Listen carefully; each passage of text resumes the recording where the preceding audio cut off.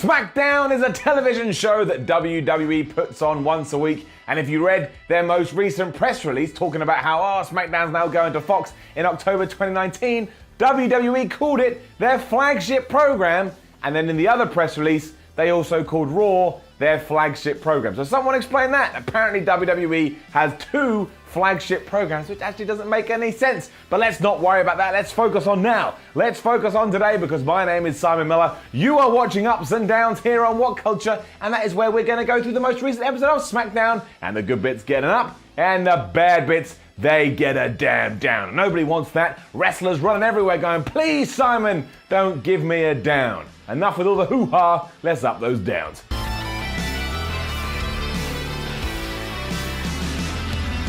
In one of the more unexpected starts to SmackDown in recent times, we began with The Miz, and we began with the Bludgeon Brothers. Never see stuff like that. It's good. Up. And it all tied into what happened last week, because you remember during the Gauntlet match, the Bludgeon Brothers did indeed come out and they whooped the crap out of Daniel Bryan. And Miz claimed they did this because Daniel had interrupted their celebration following their win over Gallows and Anderson. He then said, look, we'd make a really good team. You could be the new Miztourage, and the Bludgeon Brothers didn't like that at all, and they got right up in Miz's face. Daniel eventually came out, he told Miz to shut up, and said he wanted a match with one of them, and Luke Harper said, you can have a match with me. And at this stage, while I was watching, my brain went, the hell is Shane McMahon? Shane McMahon just vanished from TV, and he did.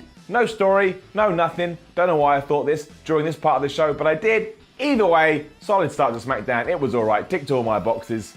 That's all I got. It was Xavier Woods versus Rusev next, getting a huge up. Now that's not because the match was amazing or anything. I mean, it was decent, it was fine, I enjoyed myself watching it. But afterwards, once Rusev had won with the accolade, he got on the microphone to call out AJ Styles. And if you can believe it, there were dueling chants. Some people were chanting for Rusev Day, and other people were indeed chanting for the champ. And it kind of felt like Rusev had finally made it. He was here, he was in the main event. He was treated like a big deal. And while this is probably only going to last a few more weeks until he unfortunately loses to AJ Styles at Extreme Rules, I don't care. I just want to enjoy this moment. I just want to ride this wave through to Happy Land. That's where I am right now. Happy Land, Rusev being treated like the damn champ. That's how he should be treated. Also, props to Big E for being his usual hilarious self from start to finish. The man is a loon, and I mean that in the best possible way. We then had a weird segment with Naomi and Lana. Now, it wasn't necessarily bad, but it certainly was awkward. Get down. It started with the two bickering about something until the cast of Glow turned up and they all did Naomi's catchphrase, "Feel the glow," or whatever it is. And then these random people said, hey Naomi, hey Lana, why don't you two team up?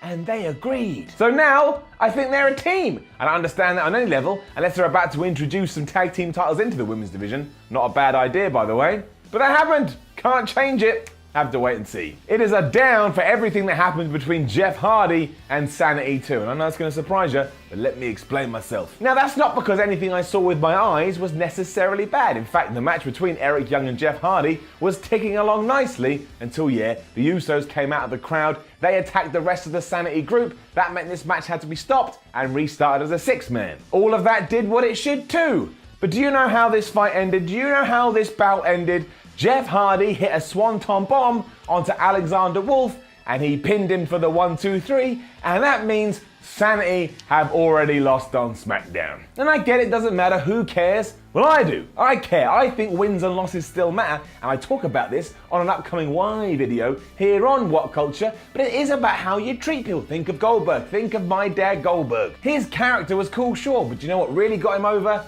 Kicking everybody's ass. Anybody got in the way of old Billy Boy and he whooped them from here to Tacoma. So why aren't Sanity allowed to kick ass given that they're this new exciting team that have only just debuted? I don't have the answer, and if you do, please let me know. Also, if you are wondering what happened to Shinsuke Nakamura versus Jeff Hardy, which had been advertised prior to Tuesday night's show, apparently Shinsuke got bitten in the leg by a police dog. Now, I don't know if that is true, but he did get injured somehow, hence why they had to cancel the match. Becky Lynch then beat Sonya Deville after applying the disarmer. And I mean, look, we really should be doing more with these ladies and these women. We should be giving them storylines, at least, trying to tie it into something. This felt more like filler. However, they did what they had to do. They were told to go out and do this, which is what they did. One big down now, though, as Ty Dillinger told James Ellsworth that he's definitely not a 10, he's a 1. That was like two kids having an argument in the school playground. And it was also stupid that Almas was bragging he beat up Sin Cara about 76 years ago. Stop telling us what you did do and start doing stuff now so I can see how good Andrade Cien Almas is. I mean, that's not his fault. He's just doing what he was told to do. But still, someone put him in a ring and let him shine. Instead, he's just hanging out in the back like he's some kind of cool kid. However, the proper bit with Ellsworth that followed this, well, that was kind of funny. Let's get it up. He came out to run down and even challenge Asuka to a match, and that brought Paige to the dance because Paige told him, you know that Asuka isn't here this evening, don't play that game, but I tell you what I will do, next week, yeah, you can take on the Empress of Tomorrow and we'll see what happens then. And that is going to be intriguing, to say the least. I mean, what are they going to do there? Also, we got told that at Extreme Rules, the pay-per-view in a few weeks, it is indeed going to be Asuka going against Carmella for the SmackDown Women's title. So you can look forward to that. Harper versus Bryan was next, and this was a match I never knew I actually wanted until I got it. Really enjoyed this. Up. Bryan continues to seem far more self-assured in the ring since he came back from retirement, and here at one point, Luke Harper grabbed him and just hurled him into the announce table. That gave me the fear, but overall, I thought this was, just thought it was good. Thought it was good. Good way to end SmackDown. WWE even let it look like Daniel Bryan was going to win because he applied the yes lock. Luke Harper had nowhere to go. And then you know what happened. Eric Rowan ran in. He started the beatdown, which meant this was thrown out and it got a DQ. Then it got super nuts because Kane's music hit. He returned to the WWE to help out his former tag team partner. Who saw that coming? The pair cleaned house, and after some teasing, they hugged it out. I don't know why, but this was just, it was just really heartwarming. It was like seeing two old friends come back together and then run around going, hooray, friendship. It's also gonna be Team Hell No versus the Bludgeon Brothers for the SmackDown Tag Team titles at Extreme Rules. And once again, I didn't know I wanted that match, but now I know I'm getting it.